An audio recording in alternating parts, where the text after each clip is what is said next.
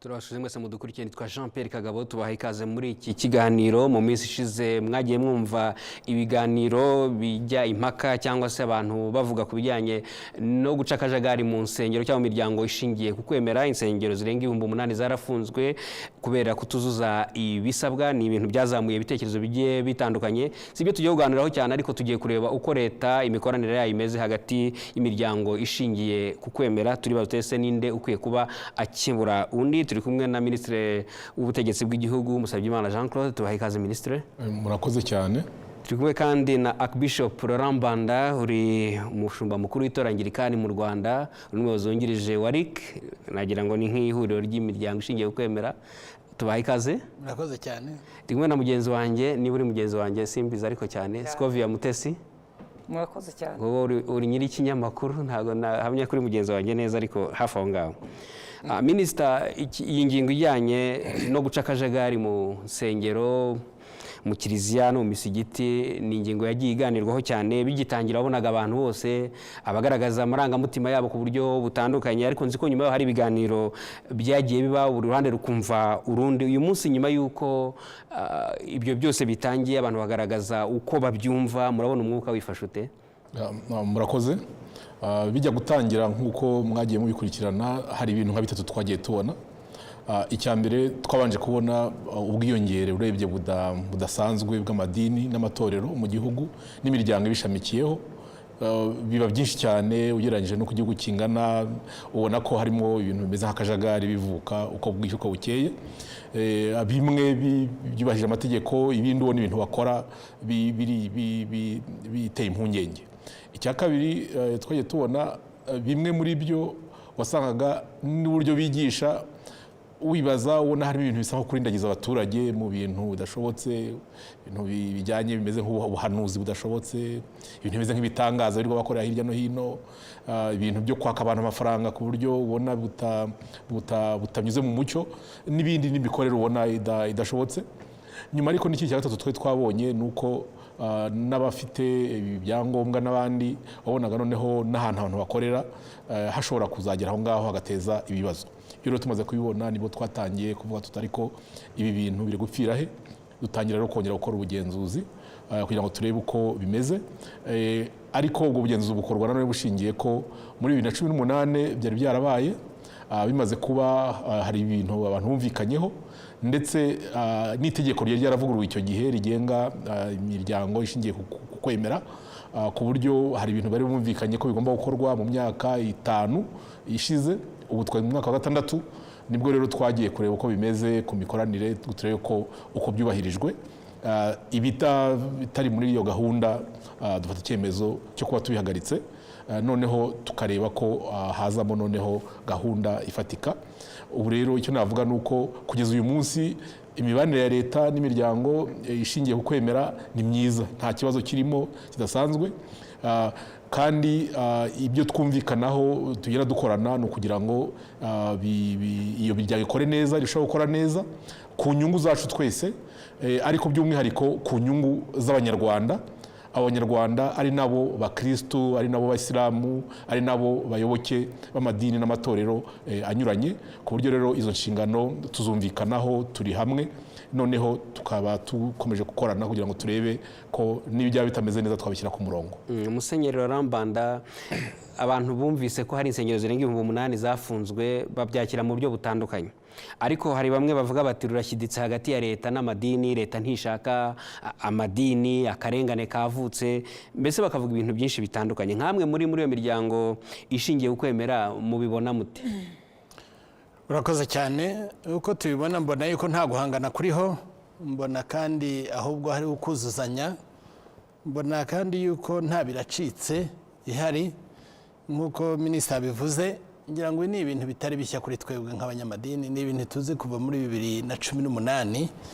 Ahubwo wabivuga neza yavuga ko twiraye, ndetse ya breminga na COVID-19 ko nayo yaciyemwo, ariko ubundi twari dufite amakuru kuva muri 2018. Iyo dukora nk'uko twari twatangiye mu buryo bwo gushyira ibintu ku murongo ntitwirare, nibaza ko tuba tugeze kure cyane, ariko hagize ahantu tugira relax. Iyo relax rero nibaza ariko yatumye inzego zibijejwe kandi nibwira yuko nyine bikwiye yuko na regulatory body ngira ngo ikwiye kureba nibwo buryo bwo kuduholdinga natwe accountable kugira ngo kubabaza ibyo mukora tubaza ibyo dukora kugira ngo tubiteshukeho. Ntabwo rero mbona ko ibyo ari uguhangana cyangwa yuko ari bibi, ahubwo ni ukutubaza ese bya bindi mushinzwe kandi mugomba gukora mubigereje he.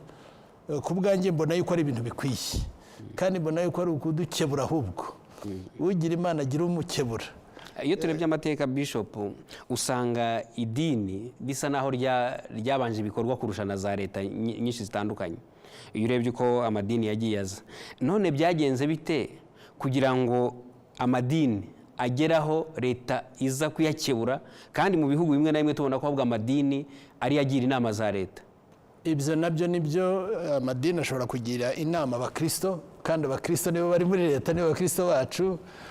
Ibyo ngibyo birasanzwe. Nibaza yuko kugira inama amadini n'amatorero na kiliziya ntabwo ari bibi. Inama ubahaye ngira ngo ishobora kumvikana. Byongeye iyo abantu bateshutse ku nshingano zabo kubera impamvu nyanaka, ngira ngo bakwiye gukeburwa. Icyo rero nizera ni uko nk'amadini hariho ibyo yagiye biba, nibaza yuko natwe dukwiye kureba tukavuga tuti ese twebwe twahanurana dute, twagirana inama dute, kuko hariho byinshi usanga yuko birenze, bituzanye mu nyigisho z'ubuyobe, bikatuzana mu nyigisho zitajyanye n'inyigisho za Bibiliya. Noneho ugasanga turarenze, hakazamo inyigisho z'iterabwoba, hakazamo inyigisho zo kugurisha umugisha. Nk'uyu nguyu yampaye amafaranga namuha umugisha, ariko ntibyumvikane bityo. Ni uburyo bwo kuganira. Ni uburyo bwo kuganira. Ugasanga noneho harimo akantu kaje gasa nkaho hajemo bizinesi. Icyo gihe rero buteshutse ku nyigisho z'ijambo ry'Imana, uba winjiye mu bindi byo kwishakira indonke. Igihe rero hagira ugucyaha akavuga ati ibyo ntabwo ari byo, ntabwo nibaza yuko yabakoze nabi. Murakoze. Scovia Mutesi, uri umunyamakuru wakurikiranye impande zombi, dore unicaye hagati, leta, amadini. Ndagira ngo utubwire ibi bintu bigitangira, yenda twahera 2018 n'ejo bundi 2024 habaho ubugenzuzi bwatumye zimwe mu nsengero zifungwa, izindi zikagirwa inama z'ibyo zigomba guhindura. Ni ibintu byagiye byakirwa mu buryo butandukanye. Bamwe bakareba ku ruhare rw'amadini, ariko n'abandi bakareba ku nzego za leta nazo icyo zakabaye zikora. Wabitunyuramo muri makeya ibigaragara ku mpande zombi utagize urw'ubogamiraho, niba wabishobora? Biri bugorane kubera ko ndi hagati ya minisitiri na musenyeri. Umwe ni musenyeri wanjye, undi ni minisitiri w'ubutegetsi bw'igihugu. Ugira idini se burya? Kugira ngo ingire idini narabatijwe ndakomezwa. Ikintu cyabaye hano ntabwo turi buvuge ko abanyamadini twavuga ngo bakoze ibidakorwa ku rwego ruri hejuru kurusha ibishobora kubaho binyuranyije n'amategeko, cyangwa gusa hagaragayemo abakora ibidakwiye gukorwa. Icyo nicyo cya mbere. Ariko harimo n'abafite ibyo bakora, kuko nituza kureba uruhare rw'amadini n'amatorero mu burezi, mu buvuzi. Icya kabiri, leta ikennye kubona aho nakwita ngo turuhurire umutima. Ntabwo tugira ibigo, ntitugira ahantu hazwi kandi hizewe dushobora kwerekera ngo gihe wababaye ngeyo. Ariko mu rusengero abantu bajyayo akizera ko hari Imana imwumva, kumva hari musenyeri cyangwa pasiteri cyangwa umushumba uvugana n'Imana nayo yagiye kumufasha gusenga aruhuke. Navuga ngo rero amadini n'amatorero byabaye ubuhungiro bw'abagowe n'imitekerereze cyangwa no kugorwa n'ubuzima, kubera ko leta itashyizeho uburyo buhoraho dushobora kuyihungiraho muri ubwo buryo. Ariko mu mikoranire byakabaye ari byiza leta igakora iby'imbaraga, noneho amatorero agakora iby'amarangamutima, cyangwa ibidafatika ariko by'amarangamutima. Ariko ikibazo cyaravutse nk'uko musenyeri amaze kubivuga, amadini abisuko. Kandi ntabwo ari ubwa mbere, ninza kuvuga nabi uko byavuzwe muri Bibiliya, nifite musenyeri ndizera ko ari bubinoze. Hari aho ngo Yesu yageze asanga inzu y'Imana yabaye iguriro, afata inkoni, tubona batubwira uko yabigenje. N'ubu rero ntekereza ko leta yari yafashe uruhare rwo kwinjira mu maguriro yitwa inzu z'Imana, kugira ngo icyari isoko iyi gisubize kuba urusengero. Ariko n'ingaruka kuri leta rero yageze mu iguriro. Leta abantu bayita umubyeyi, ariko jye siko mbyemera, nayita ikiraro twese twambuka duhuriyeho. Jye wananiranye n'uyu washobotse, noneho leta tukayihuriraho nk'ikiraro twese dushobora kunyurana, uva habi n'uva heza twese tukahanyuranira. Yageze muri rwa rusengero rero kubera umurindi w'ibyo yabonye bidakwiye, mu kwandurura itwara ibidakwiye gutegurwa, itwara n'ibiteguye, byose irapakira irajyana.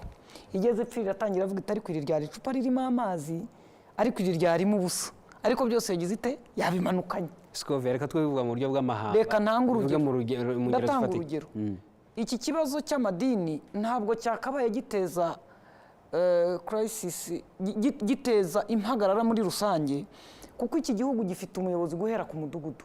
Ibi bintu bijya gutangira umuntu akageraho biza kubonwa na minisitiri w'ubutegetsi bw'igihugu ukorera Kacyiru, hari umurenge byaberagamo, kandi hariyo umuntu uhagarariye leta aho hantu, hariyo umuntu uhagarariye RGB wawe ushobora gutanga raporo akavuga ati ariko ibibera iwacu ntabwo ari iby'amadini. Hari n'abaturage babibona, hari n'abaturage babibona. Rero inzego za leta zararangaye, ikintu gitangira avuga ngo Scovia arasenga mu rugo, bivaho biba icyumba, bivaho bibiguriro, bivaho dutangira kuhakorera n'ibyaha birenze kuba amakosa. Inzego za leta zizira noneho icyarimwe. Buriya umuntu uzakubeshya akubwira ko leta itagira imbaraga, nubwo yaba ari iyi nzu turimo bashyizeho idarapo ikitwa leta, irakuzahaza uko yazi imeze kose. Icyo rero nicyo cyabaye, leta yahagurukiye icyarimwe ijya gukemura ikibazo. Icyo kibazo yagiye gukemura giteza ibyago byo kuba abantu barimo kuvuga ngo tuhowe Imana, abandi barimo kuvuga bati turarenganye, abandi barimo kuvuga habaye iki. Iyi iba yaratangiye. Nese Scovia, kutabikora sibyo byari kuba ibyago kurusha? Ntabwo ikwiye.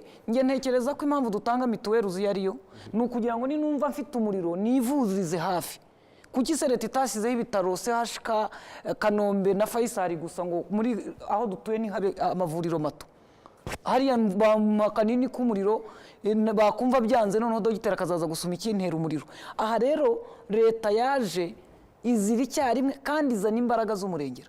Ndatanga urugero, urusengero bagezeho kugenzura bagasanga rudafite umurindankuba n'ikigega. Ibyo bintu koko birashyira abaturage mu kaga kuko hatari ibifata amazi, ariko hari mu kwa karindwi iyo bamubwira bati imvura y'ukwa 9 izagufite iki, ariko bayimubwiye muri 2018. umurindankuba niki harimo rega n'abavuka. Uwo muntu bayimubwiye muri 2018 n'uwavutse yasanze itegeko rihari ryaravuguruwe na minisitiri uvuga turacyaca mu kibaya cy'ibyondo, kandi nawe 2020 yari afite ku Rwanda tuzaba vision 2020 urayibuka. Ntabwo yayikoze. Ibyo ari imihigo. Amazi tuyafite 80 na kangahe ku ijana, twarashakaga 100. Umuriro nawo nuko. Rero n'abandi batekereza ko niba yarubatse urusengero agafata urusaku agashyiraho ubwiherero buzima, bagasanga wenda habura ikigega, niba muha iminsi. Ariko mu by'ukuri kananga urugero rw'urusengero giye nabonye n'abaje ngo babareze iki. Urusengero ruri hejuru iriya za Nyacyonga babareze ko badafite amapave ya parikingi. Kuri urwo rusengero umuntu ufite imodoka ni umuntu umwe. Umuhanda ujyayo ntabwo dushobora kujyayo twambaye uko twambaye uko, tugezeho ntiwamenye uko dusa kubera itaka n'ivumbi. None ukabaza ngo amapave atari imbere y'urusengero birateza akaga mu buryo utababwira uti tuguhaye ukwezi mushyiraho amapave. Rega kuyobora ntabwo ari uguhirika, ni ukukomeza ukamubwira uti tambuka, genda. Umubyeyi nigisha abana kugenda, atera intambwe imwe, bwacyo ukabona arakomeye ukarekura. Muri make umuntu agwaye nk'umunota umwe cyangwa iminota 2, ni iki wumva amadini atakoze yakagombye kugikora, ni iki leta itakoze yakabaye igikora? Icyambere amadini atakoze ntabwo yubahirije amasezerano agirana na leta, kuko amadini yajya gutangira cyangwa amatorero hari amasezerano bagirana y'ibikorwa bazateza imbere aho bagiye gukorera. Hari ibyo bagomba kuba bubahirije ku nzu bagiye gukoreramo. Ibyo amwe mu madini, hano dufite amatorero, pasiteri yaguje Range Rover aza kuri televiziyo avuga ukuntu yateye imbere, Imana yamufashije amaze gutera imbere, yaguze Range Rover. Bwa mbere 2018 bavuze ngo abantu bimuka aho bari, we yaragiye kuko yarakodeshaga igihangari ntafite naho aba. Ubaza rimwe mu mwaka agakoresha igiterane Gahanga nk'ahandi habereye kampeni, abantu bakamuha amafaranga agasubira yaba kugira ngo abeho. Mu by'ukuri uwo muntu yananiwe kujyana amasezerano na leta atangira itorero ngo ayubahirize. Leta iki itakoze niki? Yagiranye amasezerano n'umuntu ariko ntiyagenzura ko yayubahirije. Iyo imaze kwicara rero ntikurikirana ibyo yagombaga gukurikirana, izira rimwe. Leta ndakwibutsa ko ifite imbaraga, icyaba cyose nta cyarusha leta imbaraga, nge niko mbizi. Izira rimwe igatwara wa muntu wananiranye, bigatuma nanjye warwazaga ngerageza ngo nubahirize, ngendera mu gikundi cy'abananiranye. Icyo nicyo kibazo cyonyine. Ntabwo nemera ko niba hari ikosa rikwiye kubera umunsi umwe ngo rigenzurirwe umunsi umwe inzego zose zirivugaho kugeza no kuri perezida wa repubulika.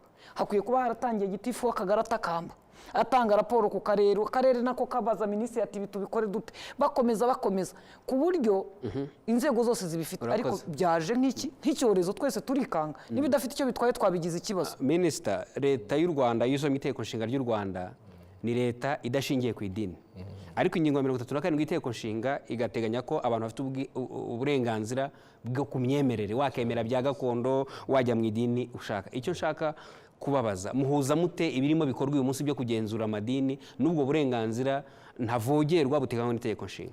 Murakoze. Uburenganzira nk'uko bivuze, uburenganzira bwo gusenga, uburenganzira bwo kugira ukwemera, ni uburenganzira bw'ibanze bwa muntu na leta yacu yemera. Ariko uburyo noneho amadini ajyaho n'imiryango yashingiyeho, uburyo bijyaho nabyo bifite itegeko ribigenga ryo muri 2018 nk'uko twaze tubivuga, rigenga noneho uburyo wandikisha umuryango. Tuyita imiryango, buri amadini ni imiryango ishingiye ku kwemera, uburyo yandikisha ibyo ukora, aho ukorera, abayobora abandi ukuntu bagomba kuba bameze abayobora, n'ibindi. Ibyo birahari. Uretse n'ibyo noneho amazu yubakwa mu gihugu, icyo yaba yubakiwe icyo ari cyo cyose, niba ari inzu yo guturamo hari amategeko abigenga, niba ari inzu yo gukoreramo imyidagaduro hari amategeko ayigenga, ayo mazu yo gusengeramo nayo hari amategeko ayigenga, kuko mbere y'uko yitwa kiliziya cyangwa se umusigiti cyangwa ikindi, ni inzu ikorerwamo ibyo ngibyo kitwa gutyo. Ibyo rero byose bifite amategeko byose abigenga. Ayo mategeko kinagiraho rero kuba ari ukugira ngo yubahirize nyine bwa burenganzira abantu bafite kuko bafite uburenganzira bwo gusenga, bagasengera ahantu hameze neza iyo bahura ari benshi, bagasengera ahantu habaha umutekano nk'uko ayo mategeko abiteganya. Ibyo kandi twese tubyumvikanaho, ku buryo ibyakozwe kubera ko byari byarakozwe n'ikindi gihe sinabishya, byagaragaye ko harimo ibibazo, kandi ibibazo byagiye birebwa, abantu bakareba ko base ibingibi ko twabyumvikanye.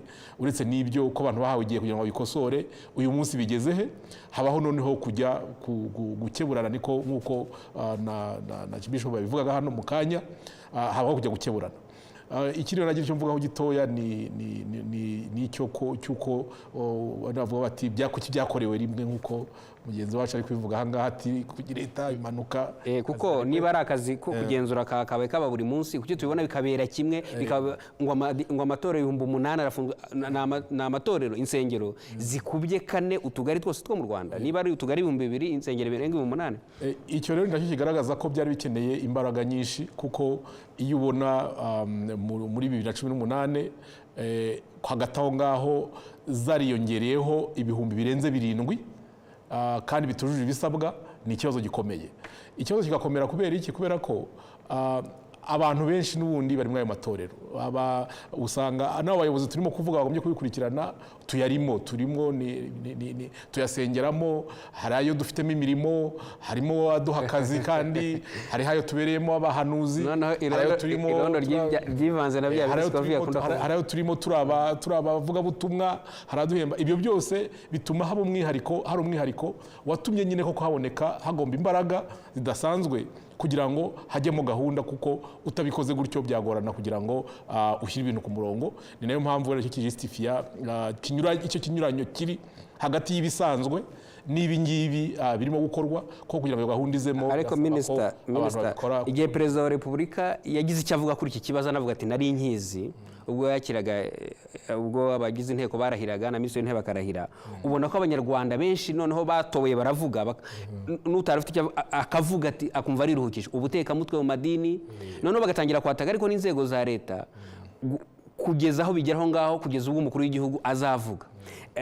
Icyo kintu gituma inzego zacu zitabona ibintu hakiri kare.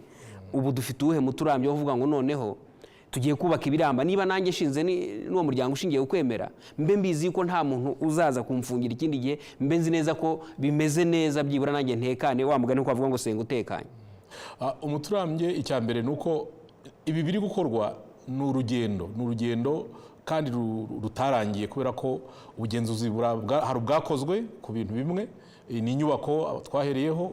Nyuma yaho mwabonye ko hari n'amadini amwe n'amwe yagiye afungwa bitewe n'impamvu zinyuranye. Hari ibishingiye ku myemerere n'ibyo bigisha abaturage n'uburyo birirwa bajyana mu bintu bidashobotse.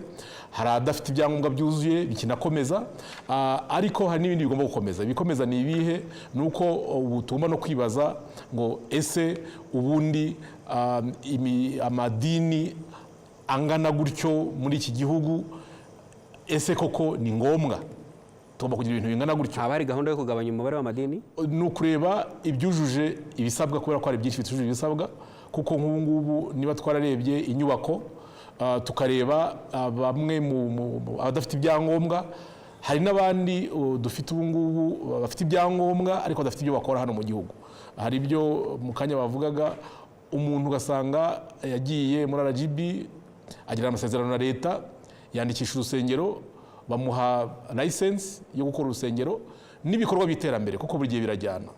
Yamara kubikora ntagire na kimwe akora, ahubwo akajyaza ahantu hari akabare, sare, akayifungura ku cyumweru, bagasenga, bakamuha amaturo, agataha.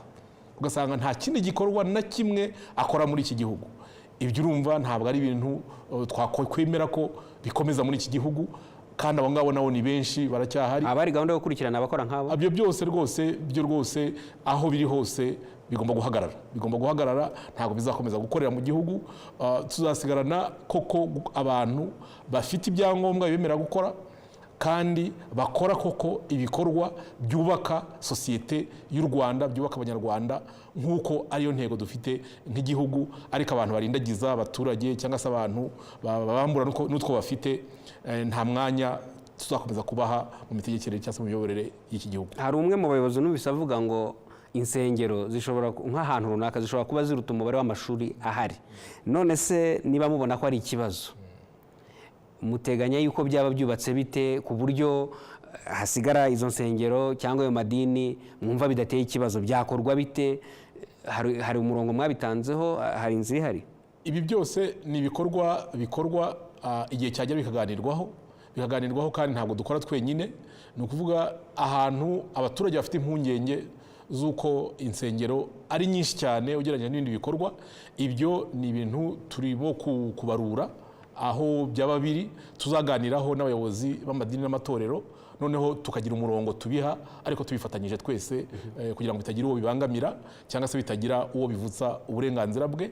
Ariko ni ibintu bikenewe dukurikije amakuru tugenda dukura muri ibikorwa turimo gukora, kubera ko hari ibyo twari tuzi tubitangira, ariko nyuma uko bigenda bijya imbere hari ibyo abaturage bagenda batubwira, hari amakuru n'abayobozi b'amatorero ubwabo bagenda batwihera, hari n'ibyo natwe tugenda tubona rimwe na rimwe wenda abantu bamwe batari bazi, ariko tugenda tuvuga ko amakuru bigenda biduha atuma tubona uburyo bwo kuzanoza neza imikorere y'imiryango ishingiye ku myemerere, ku buryo twifuza ko iki gikorwa cyazarangira imikorere ibaye myiza kurusha uko yari imeze, bikagirira n'akamaro igihugu n'abaturage, ndetse n'abakora uwo murimo w'Imana bakawukora mu buryo bwiza kandi mu buryo butuma nawe bashobora guteza imbere abo bakorera. Murakoze Musenyeri Mbanda.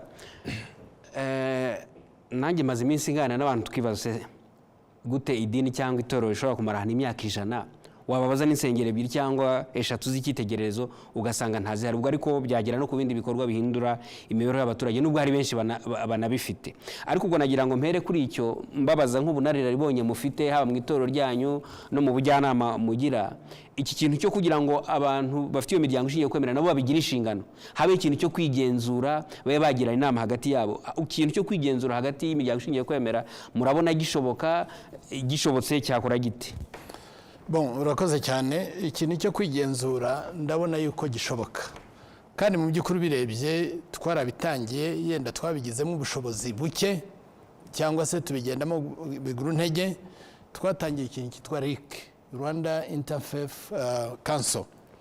Ngira ngo cyari kigamije kugira ngo natwe ubwacu twigire inama, natwe ubwacu twigenzure, natwe ubwacu dufatanye na RGB kugira ngo dushobore guhana inama, kugira ngo dushobore gukora n'ibyo dushobora gukosora, cyane cyane nyuma ya 2018 aho tubone ibyo twari tubonye. Kandi ndibwira ko RIC yarakoze tubona ingero nyinshi mu gihe cya COVID, n'ubu kandi n'inzego zagiye zifatanya kugera ku rwego rwo hasi. RIC rero yagerageje uko ishobora gufasha kandi kujya inama, ndetse no kuri ibyo by'insengero hari igihe twageze igihe cyo gufunga muri 2019 niba ntibeshya, hanyuma RIC igerageza mu gufasha mu kugenzura no kujya inama no kwerekana ibyaba bikwiye gukorwa. Icyo rero ndibaza ko cyahabaye, icyo kwigenzura rero kirashoboka. Ikindi cya kabiri, ngira ngo iyo dutangiye gushinga amashuri yo kwigisha iby'iyobokamana tuba turiho tugira ngo tuzamure imyumvire n'ubumenyi bw'abakozi b'Imana n'abapasitori, kugira ngo nabo bagire urwo rugero rwo kureba no kugenzura no kumva ko hari ikintu gikwiye guhinduka. Ibyo rero nabyo biriho birakorwa, ngira ngo tumaze kugira amashuri atari makeya, yaba hari Kabuga turabifite, yaba Kibogora turabifite. Icyo ni ikindi gishobora gufasha.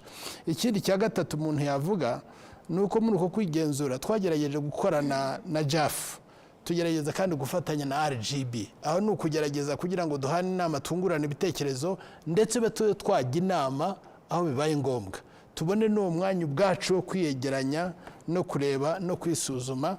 Birashoboka rero yuko RIC yagize ubushobozi buke, ariko ndibaza yuko nk'uko tugenda tubona ibintu bikomera kandi tubona yuko hari ibyo dukwiye gukosora, ngira ngo turashaka kwishyiramo imbaraga zidasanzwe. Ariko reka nongereho iki ngiki, ndibaza yuko dukwiye kureba uruhare rw'amadini n'amatorero muri iki gihugu cyacu. Kimwe biragaragara rwose mu buryo bw'ivugabutumwa. Iyo tuvuga ivugabutumwa ryuzuye, tuba dukora ku muntu wese, dukora ku marangamutima ye, dukora ku bwenge bwe, dukora ku byamuteza imbere, iterambere mu gihugu. Ndibaza ko amadini n'amatorero na kiliziya afitemo uruhare rukomeye cyane, kandi turiho tugerageza muri ibyo ngibyo: uburezi, ubuvuzi, imiryango nyarwanda, umuryango nyarwanda, mu kwigisha no gufasha mu bijyanye no kurera, mu bijyanye n'amarerero. Ndabona ko amatorero habigiramo uruhare nk'ibyo ngibyo. Icyo nemeranywa natwe twese ni uko nk'amatorero tukwiye kugira ikintu gitanga umusaruro aho amatorero yacu ari, kizamura umunyarwanda, kimufasha mu by'umwuka, mu by'umubiri, mu by'ubwenge n'imibereho. Ndetse dukwiye kugira n'ukuntu kandi biriho, turabibona mu bimina, turabibona mu gutanga akazi, turabibona mu byo twubaka. Ngira ngo ibi byose nabyo bizana ikintu cy'umutungo cyangwa se cy'ubukungu mu gihugu. Amadini afite uruhare runini cyane afatanije na leta. Ndibaza ko ibyo ngibyo tudakwiye kubyirengagiza kandi dukwiye kubibona.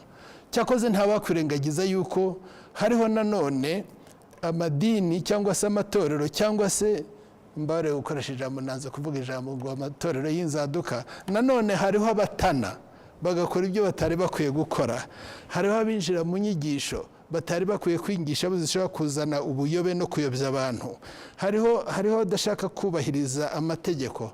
Reka tunabivuge, hariho ababona yuko itorero cyangwa denomination babona iyoboye ari akarima kabo, bagashaka kuyikoresha uko bashaka, aho kumenya uko bakorera abaturage kandi ari bo Banyarwanda. Muri ibyo rero iyo bibaye, ntawabura kugira umuntu inama, ntawabura kumukemura, ariko cyakabaye cyiza twebwe ubwacu. Iyo bigezeho rero biragorana, kuko baravuga ati winjiye mu myemerere yanjye, ufite imyemerere nanjye mfite iyanjye. Ntabwo turiho twinjira muri doctrine y'itorero, ariko turiho turinjira gukora kuri gahunda, niba nabivuga gutyo. Turiho turinjira gukora kugira ikintu gihindura abantu n'ahantu. Turiho turinjira ku kintu cyateza imbere uwo muntu uri bubwire ubutumwa kugira ngo nawe azamuke. Ntabwo rero turiho twinjira kuntu zeno, rero twinjiye no kuri doctrine. Dukwiye kwemera ko hari inyigisho z'ubuyobe ziriho zibaho uyu munsi. Ngira ngo abigisha b'ibinyoma, na muri Petero wa 2 igice cya 2 haravuze ngo babayeho no mu bwoko bw'Abisirayeli, kandi n'ubu bazabaho, ngo ahubwo mubirinde ko bashobora gutukisha izina ry'Imana. Icyo ngicyo rero, ibyo ngibyo biriho kandi turabibona.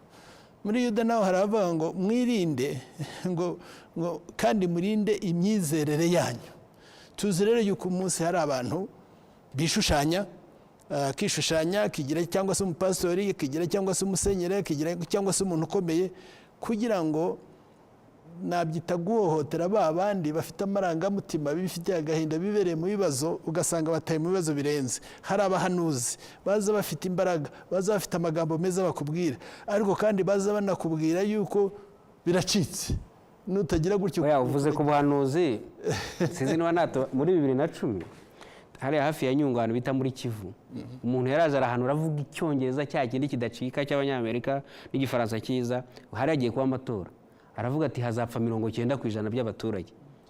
uwo muntu yahanuriye abantu, ariko ngira ngo inzego zibishinzwe zaramufashe akurikiranwa byemewe n'amategeko, ariko nyine nabikoresha ntanga urugero nyine rw'abahanuzi nk'abo. hariyo rero ibintu ushobora gukora bigahahamura umuntu aho kugira ngo binamufashe bumwubake. hari ibintu ushobora gukora bigatera ubwoba umuntu akabura iyo yerekeza, amarangamutima akaba menshi.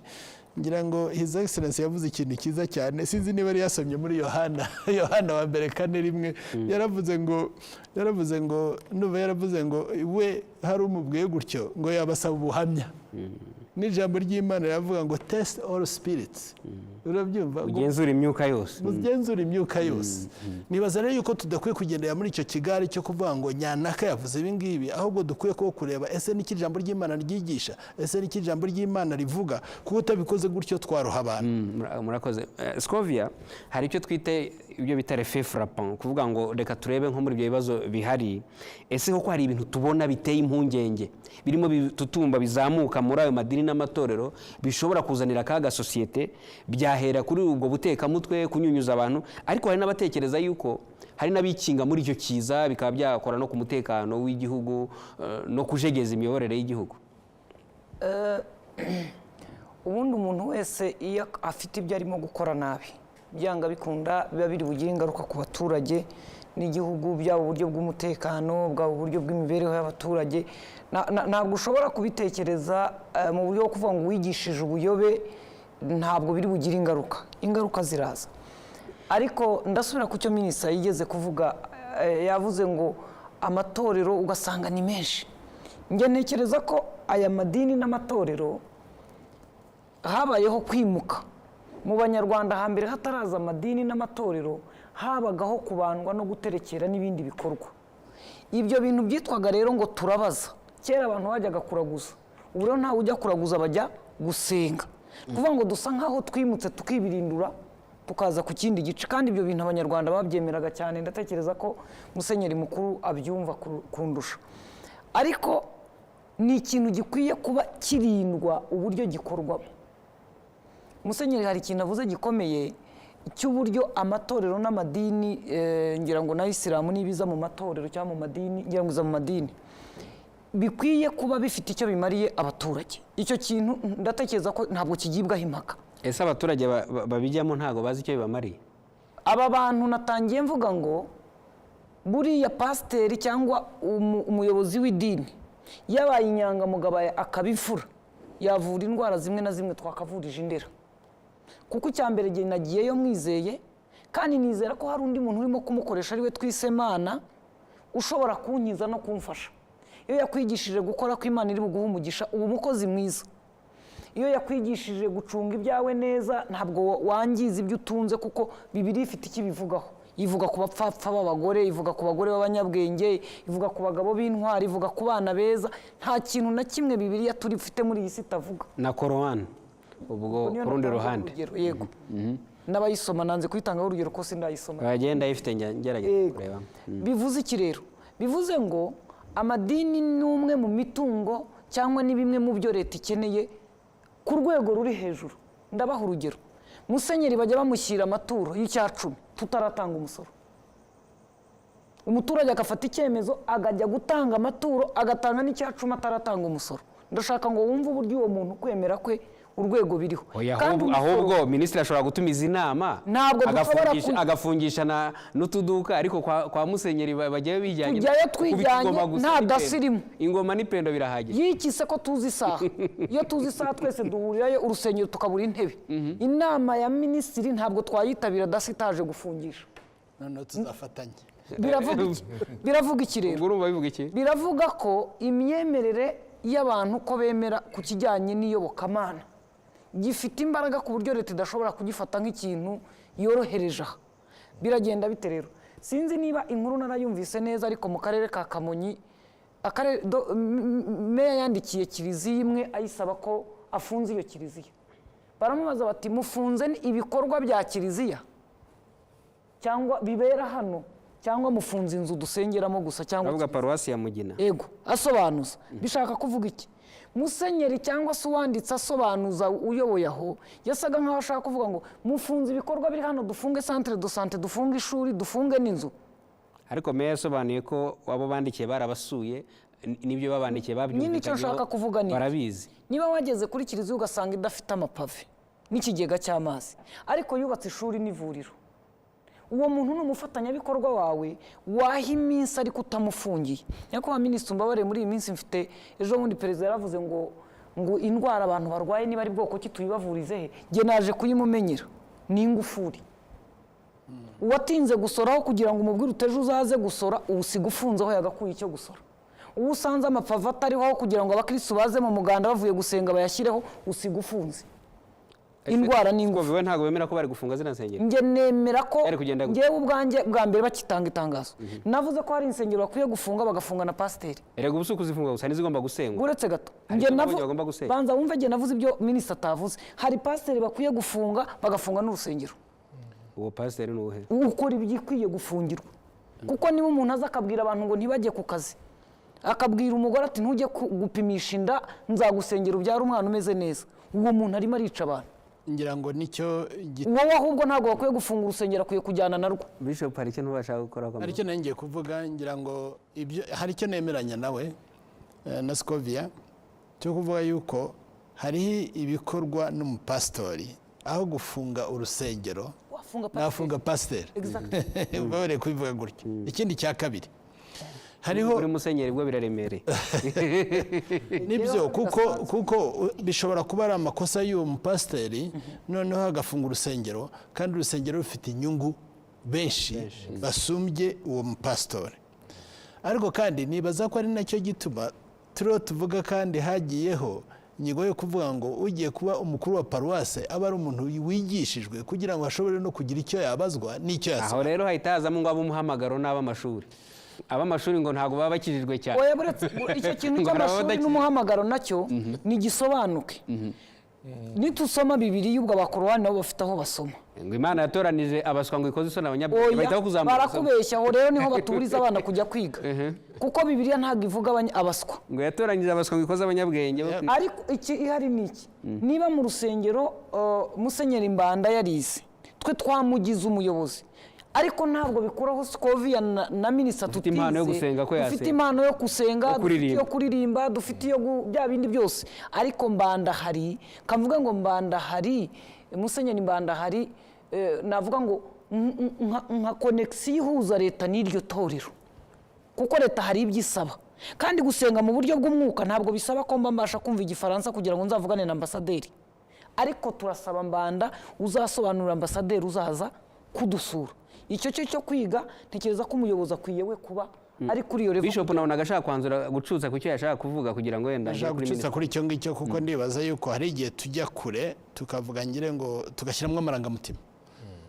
Amategeko cyangwa amabwirizwa yagiyeho avuga yuko uyobora paruwase niwe kwiye kuba ufite ayo mashuri asabwa.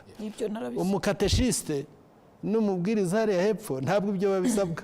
N'uw'ishuri shingiro cyangwa se umuryango remezo mu bangirikani mu bita itorero shingiro muri Gatolika umuryango remezo. Itsinda ry'amasengesho ntabwo byariho bisabwa na perezida wa koroni. Rero twe kujya kuvangira ngo tubivangira aho ngaho. Oya perezida tubivangira aho ngaho. Noneho rero ikindi ngira ngo umuntu yakongeraho, dukwiye gukuramo amarangamutima muri ibi bintu. Iyo dushyizemo amarangamutima tuzabivanga cyane.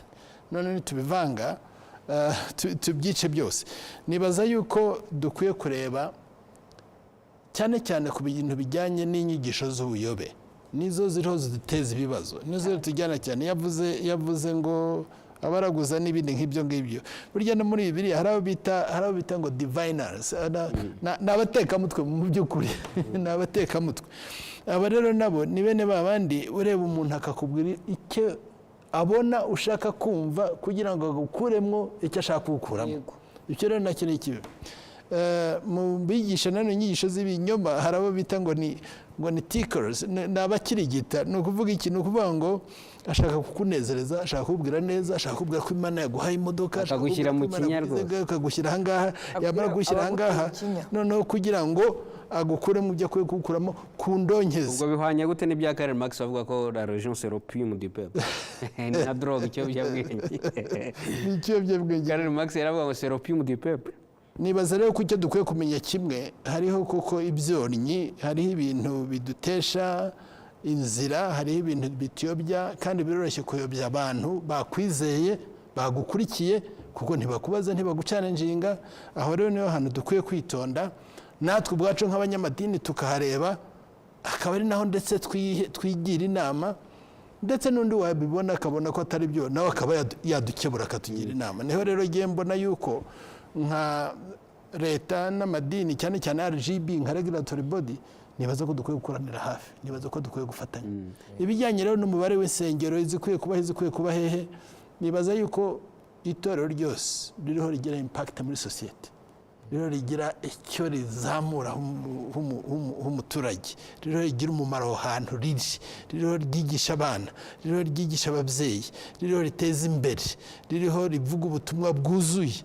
Nibaza yuko ryari rikwiye kurebwaho neza kandi rigahabwa umwanya, ariko kandi dukwiye gukorera kuri gahunda, kuko ikibazo tugira nitudakorera kuri gahunda, nutitigisha abantu, nutagenda n'igihe tugezemo, nututamenya aho igihugu turimo dukoreramo kigeze naho cyerekeza, nutamenya ahantu twifuza gukura abantu naho twifuza kubageza, nibaza yuko tuzagira ibibazo.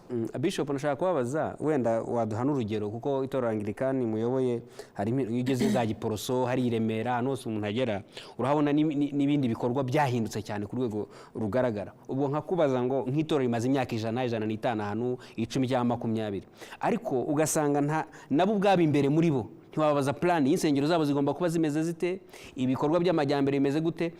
Ese amatorero n'amadini yakwiye kuba afite iki imbere yuko n'urwego rwa leta ruza kubabwira? Bo nta gahunda bakwiye bafite imbere muri yo.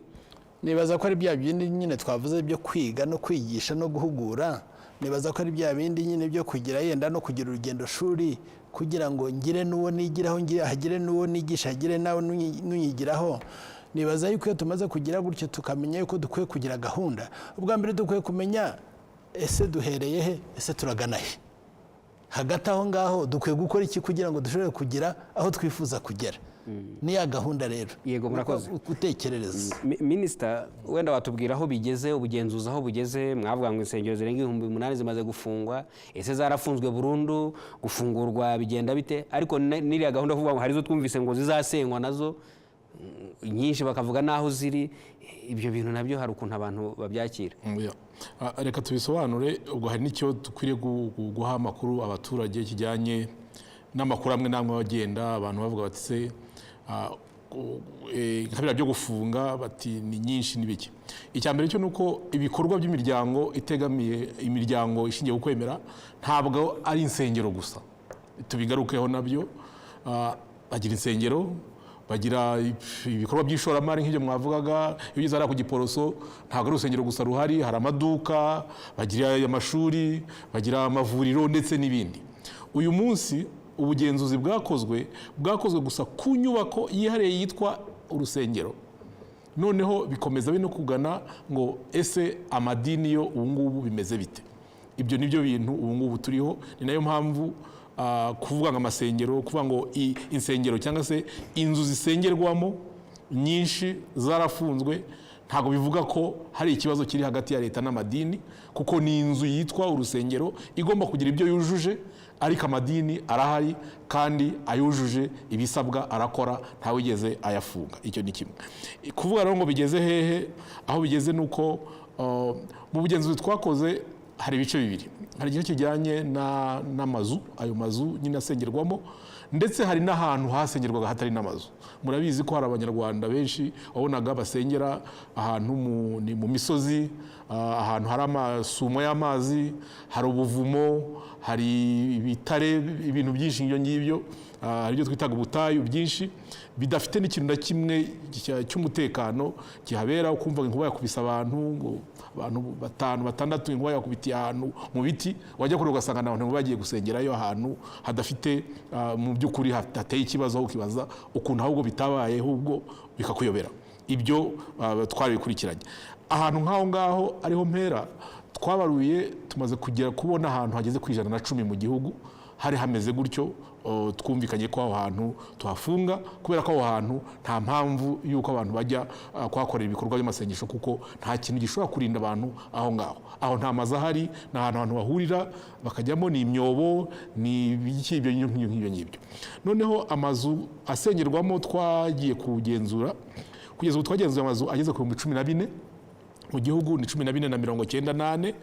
Aho twasanze muri iyo nsengero, yes, ubwo nicyo twita insengero, ntabwo ari amadini, ni insengero kuko idini rimwe rishobora kuba rifite amazu menshi cyangwa se imwe. Aha twasanze harimo ageze ku 9,000 nk'uko mwabivuze, afite ibibazo binyuranye. Muri ibyo bibazo binyuranye byatumye ndetse aba afunzwe, harimo ayo ubona ko bigoye kongera kuyakoreramo bitewe n'ahantu aherereye. Ayo ngayo niyo muri gutangira kuvuga abantu bavuga bati hari ayo bavuze ko agomba kuhava n'ibindi bitewe n'uko ahantu iri hari iziri mu manegeka, ahantu n'ubundi abaturage n'ubundi badatura, ahantu hatemerewe gushyirwa inzu niyo yaba ari iyo guturamo cyangwa gukoreramo ikindi kintu. Iyo ngiyo ntabwo wambwira ngo ejo ngo urongera ngo ivugurure mwongere hakorere, ntabwo bishoboka. Hari izo umubare wazo zimeze turawuzi sinapretanda ko zose tuzizi, ariko harimo amazu ageze kuri 600 n'andi twabonye ko ahantu ari bigoye kuba yakongera kuhasubira. Ubwo bivuze ko azasengwa. Harimo afite ikibazo bikomeye, harimo kuri 336 kugeza ubu ngubu tumaze kubona ko y'ubwayo ntabwo wayakoreramo, ntashobora gukorerwamo, ahantu ari akwiriye kuhava, kandi na ba nyirayo barayazi. Hari niyo rwose na nyirayo, ntabwo ari ibintu dukora mu buryo buhishe, muranabivugana akubwira ati nanjye rwose iyi nzu rwose ndumva umuti ari uko nayireka nayikuraho nkategereza igihe nzakorera umushinga wo kubaka inzu nzima nahurizamo abantu, kubera ko zimeze nuko wenda sinzi naho amafoto mugize, dufite amafoto twagiye dufata tugera tuganiraho abantu bakayareba. Hakaba noneho n'izindi zitazafungurwa, uhita ubona ko zidashobora gufungurwa kubera ko ni idini, nibyo byasinyanye na leta ko rigira aho rikorera hazwi n'ibindi, ariko nyiraryo agendana impapuro ku mufuka akagenda afungura inzu aho abonye, ugasanga iduka inzu ibiduka uyu munsi ejo ikaba urusengero, cyangwa se iba sale y'inama bwa kikaba urusengero, cyangwa uyu munsi iba refectoire y'abana, ku cyumweru ikaba urusengero. Izo nazo ziri mu zitazakomeza gufungurwa ngo zibe itorero kugeza igihe ba nyirazo baza. Mu mijyi imwe n'imwe simbona ari sawa basengera mu mahoteli, ahubwo ukahakoresha ibintu byinshi. Ntabwo ari ibyo, ntabwo byemewe mu mategeko dufite, ntabwo ariko bigenda. Ushobora gukodesha hoteli kubera ko hari event ufite izwi, ariko ntabwo wavuga ngo mfite itorero ridafite ahantu rikorera, ibyangombwa bigendera mu mufuka, nkaza ngakodesha inzu ikorerwamo ibindi bintu uyu munsi. Ikibazo wenda cy'iminota muri iyo Bibiliya bahoze basoma cyangwa Korani sinzi niba birimo, ntabwo ndabigeraho. Abitwa abafarizayo ngo bakoreza abantu imitwaro ariko badashobora gukozaho n'agatwe k'intoki. Sinshaka kugira uwo mbitwerera ibyo ngibyo, ariko n'abantu bagiye bavuga bati nibyo leta nimugenzura, ariko namwe mwikebuke. Aho inzego za leta zikorera, imirenge, utugari, ubwiherere se burahari, ayo mapave musaba abantu arahari, n'ibyo Scove yageze kuvuga. Ese ibyo musaba abantu bose biraba bimwe binatewe n'imiterere yaho? Reka dushyire ibintu mu mwanya wabyo. Ahantu hose abantu bakorera hafite amategeko ahagenga, kandi nta hantu hakwiriye gukorerwa hari umwanda turawumvikanaho. Nta hantu hakwiriye kuba hari umwanda, aho biri byose ubishinzwe abagomba kubikosora. Nta hantu hakwiriye gukorera hashyira ubuzima bw'abaturage mu kaga. Ibyo ngibyo birumvikana, tugomba kubikora ahantu hose biri. Kuba rero hari inyubako za leta nazo zifite ibibazo, ntabwo bikwiriye. Niyo mpamvu twese dukeburana, niho n'abantu babivuze. Leta irakomeza ikora ibyayo, irabikora, ariko n'abandi bagomba gukora ibyabo. Ntabwo leta izareka gukora inshingano zayo ngo kubera ko hari ikintu muri leta, mu nyubako za leta kitameze neza, ngo kubera iyo mpamvu leta ntizagenzure kuko hari ibyo leta ishinzwe, harimo no gukosora n'ibyayo bifite ibibazo, ariko ntabwo bizayikuraho inshingano ifite, kuko buri wese afite inshingano ahabwa n'amategeko, afite inshingano ahabwa zo gukurikirana.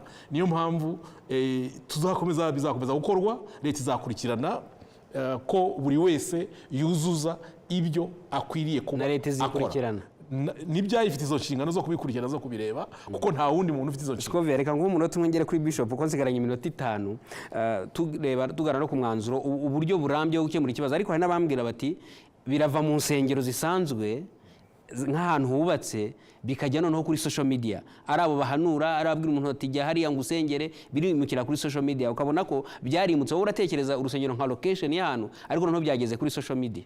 Urumva hari icyo nemeranyeho na Minisita Nyakubahwa Mbabare ko turi mu kiganiro kimwe, kuba iyi nzu yari studio noneho wenda ibindi bice bikaba bikoreramo za studio, ariko iyi sare yujuje ibisabwa mukaba mutemera kwigirwa urusengero. Ubundi urusengero naho umuntu akorera, sibyo? Ushobora keretse niba hari n'umunsi buzira muvuga ngo ntabwo umuntu akwiye kurara Matewusi, kuko Matewusi ni mu isoko naho twese tuzi ko hacururizwa, ariko hari abantu barubaka inzu ndende hejuru bakahagira apartment. Uzavuga uti kuki urara hejuru y'iduka? Nge ntekereza ko niba inzu ifite ubwiherero, ifite ibitashyira abaturage mu kaga, kuki ushobora kuvuga ngo utanze urugero rw'urusengero nashaka kuza gutanga 2018 hari urusengero baje bararubwira batamukorera ni mu baturage ni muvemo, baragenda bafata inzu y'umucuruzi uruhande hamwe bahagira ibiro, bafata na sare bayigira urusengero, barubaka bagarura amajwi rwose. Uyu munsi mwarabafungiye ngo bakorera mu nzu itari yarubatswe bwa mbere, basaba icyangombwa ntibasabye umujyi wa Kigali ko bagiye kubaka urusengero, ngo bubatse inzu. Ngewe ntekereza ko na leta uyu munsi Rwanda Revenue irimo irakorera mu nzu y'ubucuruzi kuko yayo yubatse idakomeye, amasegonda Scovia yo yarakodesheje kaganyuruhira ari kurebe nicaye hagati. None ikintu gihari ni ikirero mu by'ukuri ngewe nemera ko niba hari ibyo umuntu yakoze bishyira abaturage mu kaga bikwiye guhagarara. Ariko nyakubahwa Minisita, inzu ikomeye nka Arena umuntu yafasha akayigira urusengero kuko bari barayubatse bashaka kwizakinirwamo basket, akaba yikodesha ku manywa na nijoro nta kindi kiberamo, urayihagarika ngo nuko ari stade y'imikino ngo ntiyagenewe urusengero. Mbwira ibyo kuri social media rero, ibyo kuri social media biriya ibi barimo bakora byo kuvuga ngo abo bitwa ko bavuga ibitavugwa n'ibindi bavuye muri ibyo nyubako bigiriye kuri abenshi nta nubwo bazibagamo. Icyo rero leta isa nkaho yakoze, irasa nkaho itanga kanini kagabanya umuriro, ariko ntabwo izi cyateye indwara, ntabwo ivura malaria, iragabanya umuriro. Uyu muntu rero kinini kimara gushama arongera arembe, kuvuga ngo mwirukanye mu rusengero, imbuga nkoranyambaga harabera ibintu. Ejo nibyo nari ndimo mvuga, bitangira babona ari Scovia ivuga, bikavaho Scovia akaza kwitwa Bishop, bikarenga akitwa Musenyeri, bikarenga akitwa amazina yose. Bajya gukora kuri Scovia bakavuga bati i Rwanda bafashe Musenyeri, ariko natangiye ndi Scovia nta wamungize. Rero ibyo byose bishingiye kuki? Ku burangare bw'inzego zifata ibyemezo, bakazazira icyarimwe n'inkubiri bakaduhitana twese. Baba bavuga abapasiteri bakafata social media se wabahagarika ute ko no mu itangazamakuru byagoranye? Ntabwo bahagarika social media, baza gufata abavuga. Ubu se ndi kuri gereza nabamvugira hano, nicyo bivuga bazaza bakundure batware muri uko gutwara batware n'abatari ngombwa. Kubera iki? Kuko ibintu birimo birakura babireba, abateka mutwe mu rusengero baje bahari. Minisita yavuze ngo twebwe nk'urwego turimo turagenda tukajya kugenzura, ariko ubundi hari igice na kimwe, hari aho watanze urugero ngo hari izo tutazi, hari igice na kimwe muzi leta itagira uyihagarariye. Bayoberwa bateze. Scovia, umva umuturambye mu masegonda make yaruhe kuri kibazo? Umuturambye nuko kuba harabaye uburangare bwa leta, hakaba kutaba imfura kw'abanyamadini bamwe, bidakwiye gutuma uri hagati aho ahitanwa n'imbaraga leta ifite, ngo aze guhitanwa na Musenyeri uvuga ko ibyo byuzuye. Kandi igihe wenda narindimo nubaka igihugu niba gitera imbere nk'uko Minisita avuga ko hari ibyo bataranoza, nibemere ko hari n'insengero nazo ziri mu nzira z'ibitaranoga, ariko barebe bitashyira umuturage mu kaga. Amapave n'ikigega ntibyashyira umuntu mu kaga. Bafunze urusengero rudafite ikigega, ntabwo barafunga amashuri bubatse atagira ibigega, amazi ava hasi. N'ibigo nderabuzima barimo barabimbwira ngo none byose. Urakoze Musenyeri, wenda turagana ku mwanzuro w'ikiganiro. Tunabashimira nyine umusanzu ukomeye muhora mutaha muri ibiganiro. Mwebwe mbona uburyo burambye no kugira ngo rega abaturage babyumve neza ko ibyo byose biba ku neza yabo. Kimwe reka mbaze nemeranywe na Minisita kuko nanjye mfite ahantu hari Bumbogo nagiye kwasura muri iyi minsi, ndeba ndi kumwe n'abakristo, dusanga aho hantu hadakwiye urusengero ariko hari urusengero, kandi dusanga amarangamutima y'aho hantu utababwira ngo nimuzamuke mwigire haruguru mujye mu rusengero, ubwo ni ukwigisha. Ibyo ndavuga ko ibyo ngibyo biriho. Umuturambye mbona no gukorana kw'inzego, bwa mbere bwo ni abanyamadini n'abanyamatorero twebwe ubwacu dukwiye kwikubita agashyi tukajya hamwe tukareba tukavuga ngo reka twebwe ubwacu twigire inama dutekereze turebe icyakorwa dufataniriza hamwe ndetse aho bishoboka tugire urugendo shuri twigiraneho hama turebe twihanure kandi duhanure n'abo dufatanije. Icyo ni kimwe. Ikindi cya kabiri ni kwa kwigisha navugaga. Ikindi cya gatatu uretse kwa kwigisha navugaga ni ukuvuga ngo noneho tugire iyacu assessment, ariko hari n'icyo twasaba leta. Icyo twasaba leta ni ukureba ayo matorero yose byibuze tukajya muri za kategori, noneho izo kategori tukavuga ngo aha ni aha kategori A, kategori B, kategori 3. Urakoze cyane Minisitiri, nsigaranye umunota umwe, ngira ngo ugire comment wakora ku bijyanye n'izo nsengero zimukiye kuri social media, ariko noneho hari n'abantu koko ubona bumvise inama za leta bagatangira imishinga minini, ugasanga bubatse ahantu harenga miliyari, umanutse aha Kacyiru, umanuka ugeze Kimicanga hari bafite ahantu basengera, ejo hafunze barimo barakora imirimo ya nyuma, ntibazongera guterana ngo barangize icyo gikorwa remezo. Ese koko nta kuntu leta nayo byari bita gushyiramo imiyaga, ukareba abantu bari serious bafite umushinga nk'uwo gushyira mu gaciro ukaborohereza? Ndumva mu munota umwe niba babishobora. Murakoze. Ubundi leta ishyira mu gaciro, inakora ibintu mu buryo bwiza, kuko iyi ni process. Hari abantu bari kuvuga nkaho ibintu byarangiye. Oya, ni process yatangiye. Hari n'abazi ko rwose buriya bafungiye batazafungurira. Ni process yatangiye itararangira, ku buryo ni ibintu bikomeza. Icyo ni kimwe nshaka guperesiza kugira ngo tutaba nko hashi cyane. Icya kabiri ni uko iyo process buri wese ni ukureba ibikwiriye u Rwanda twifuza ibikwiriye niki. Icya gatatu ni uko tugabanya amarangamutima. Uyu munsi kuza ngo yango mwafungiye kanaka na kanaka, barafunze, hari ibyo bamusabye gukora, hari igihe kizagera bakajya no kureba niba ibyo bintu yarabikoze. Ariko ntabwo dushaka pressure yo kutubwira umunsi ngo genda ngo ufungure runaka kubera ko muzi, kubera ko afite ibi, kubera ko afite ibi. Oya, ni process ikora. Igihe nikigera tuzareba koko ibyo twumvikanye koko byakozwe neza, ndetse bijyanye n'ibindi bintu bisabwa kugira ngo umuntu akore. Kuko ubu turavuga inyubako, ariko hari n'iby'amadini byo twavugaga kare, kureba ese inyigisho abantu batanga bya social media mu masegonda make. Social media rero nayo, social media hari ibintu abantu bishyiramo ngo social media ushobora kuhakorera ibyo ubonye kandi uri mu Rwanda. Ntabwo bishoboka. Social media kandi babikora, dufite amategeko mu gihugu arahari. Abantu bakora ibyaha kuri social media mu Rwanda hano barakurikiranwa, abakora ibitemewe n'amategeko barakurikiranwa. Ntabwo bavuga ngo nta dini ubu ryemeye mu gihugu ngo ugere kurishinga kuri social media urikorera hano, kereka ariho rivugira gusa ritavuga hano mu Banyarwanda. Ariko niba rivuga ryigisha Abanyarwanda, rigomba kuba ryubahirije ibisabwa. Ibyo byose abashinzwe kubikurikirana barabikurikirana kandi bizakunda. Hari n'abagiye bakurikirana mu minsi yashize, murabazi, kubera iyo mpamvu, ku buryo tugira ngo tubwire Abanyarwanda rwose be kumva ko ikitemewe n'amategeko mu Rwanda uzagikora kuri social media, amategeko ntabwo yabikwemerera. Murakoze Minisitiri w'Ubutegetsi bw'Igihugu Musabyimana Jean Claude. Scovia Mutezi, mwakoze. Ikiganiro cyari gitangiye ubundi niho cyari kiryoshye.